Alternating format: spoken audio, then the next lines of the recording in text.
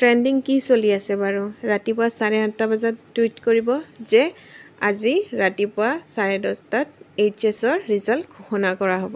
Hello' everyone, welcome back to Dipshikha learning.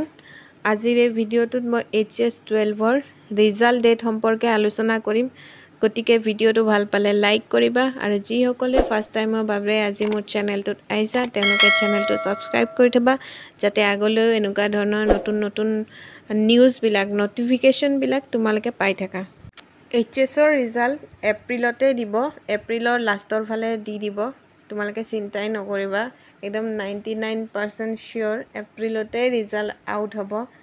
কিবা কাৰণত যদি দিব নোৱাৰে তেতিয়াহ'লে মে'ৰ 5 তাৰিখৰ ভিতৰত এইচএছৰ ৰিজাল্ট আউট হৈ যাব।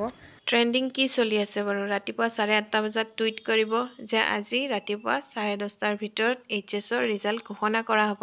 গতিকে তোমালোকে এইটো এক্সপেক্টেশ্যন নাৰাখিবা যে ৰিজাল্ট ডেটটো তোমালোকক আগতীয়াকৈ জনাই থ'ব। যিদিনা দিব সেইদিনা ৰাতিপুৱাহে গম পাবা যে আজি এইচএছৰ ৰিজাল্ট দিব।